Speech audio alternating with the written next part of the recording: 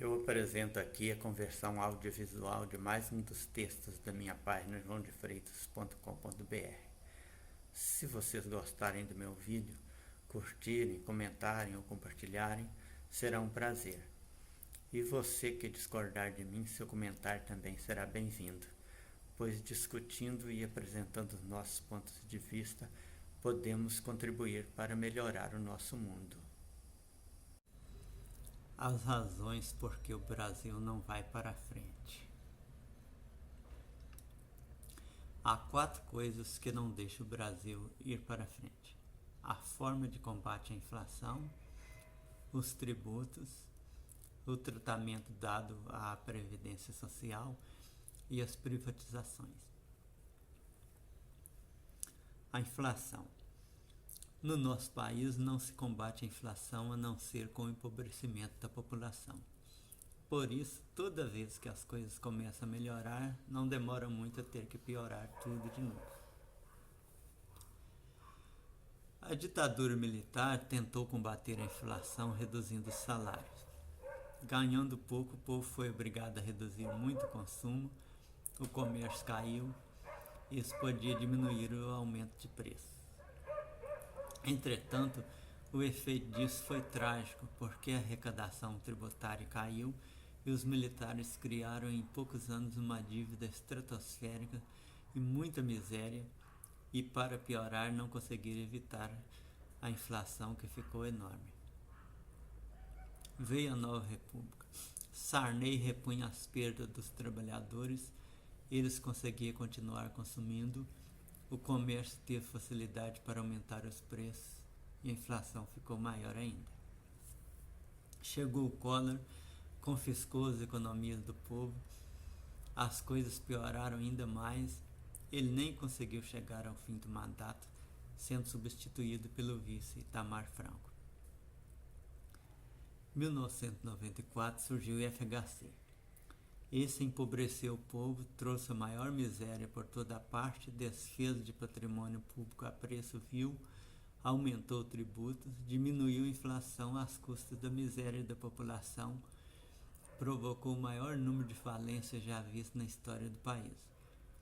Pegou o país com um PIB per capita próximo de $5.000 e o entregou com esse PIB equivalente a $3.800, mais ou menos, ou seja, aumentou bastante a pobreza.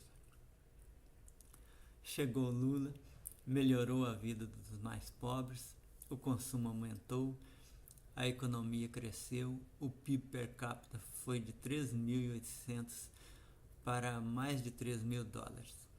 Lula nem consertou muitos estragos que criticava no governo FHC, mas conseguiu que a economia crescesse.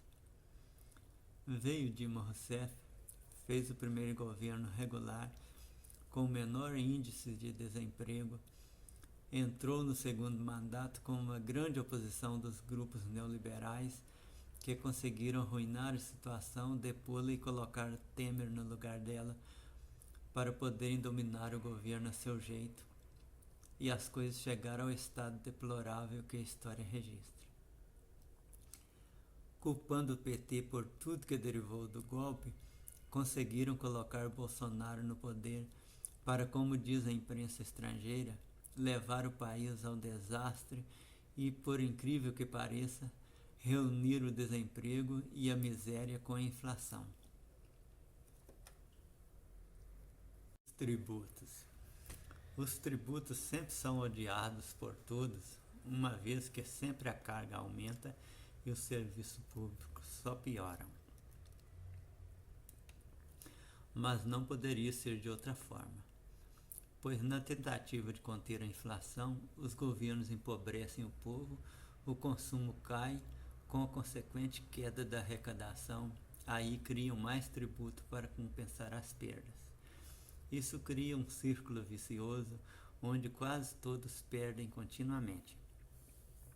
A chamada contenção de despesas reduz o contingente de servidores públicos na contramão da demanda, tornando impossível haver bons serviços públicos. E a degradação dos serviços é mesmo uma finalidade para justificar as privatizações, o porque torna mais alto o custo de vida, já que os serviços prestados por empresas que visam grandes lucros são sempre bem mais caros. E cada vez que um determinado serviço é privatizado, além de se tornar mais caro, o pequeno lucro antes obtido pela empresa pública já deixa de existir, reduzindo ainda mais a capacidade do Estado. Assim vemos nossas receitas sendo cada vez mais engolidas pela tributação. A Previdência Social. Quando foi criada a Previdência Social, o teto de aposentadoria era de 20 salários mínimos. Algumas pessoas se aposentavam ganhando bem, mas as contribuições até esse teto tornavam o sistema superavitário. Todavia, os desvios das receitas da Previdência vieram arruinando as contas. Alegando impossibilidade de manter as aposentadorias, os governos foram reduzindo o teto previdenciário.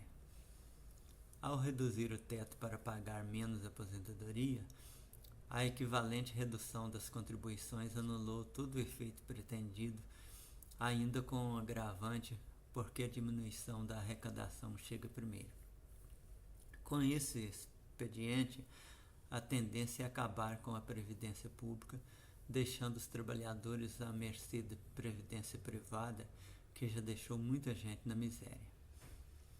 Se o teto de 20 salários mínimos fosse mantido e não houvesse nenhum desvio de receita da Previdência para outras áreas, tudo iria bem, pois os aposentados poderiam ganhar mais, mas os que estão na ativa estariam contribuindo mais na mesma proporção.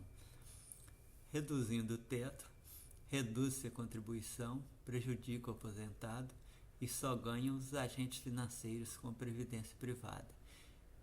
E é isso que querem os governos neoliberais. As privatizações. Empresas públicas foram criadas não visando um grande lucro, mas para prestar um serviço indispensável à população de forma menos dispendiosa ou para proteger áreas estratégicas do país. Todavia, a política neoliberal tem destruído essas empresas e as substituído por empresas privadas com o aumento de custo do serviço, deixando a população mais pobre. Quando se privatizam serviços públicos, além do aumento de custo das tarifas dos serviços, os governos privateiros criam agências reguladoras que, essas sim, consomem dinheiro público sem qualquer retorno e muitas vezes, em vez de proteger os direitos dos cidadãos, atuam em benefício das empresas por elas reguladas. Se a política econômica do país é empobrecer o povo para conter a inflação, aumentar tributos para compensar a queda de arrecadação, acabar com a previdência social deixando os idosos desamparados para abrir mais um mercado para os agentes financeiros, entregar tudo que é público nas mãos de empresas que visam grandes lucros e jogar mais esse aumento de custo para a população, como poderia esse país crescer?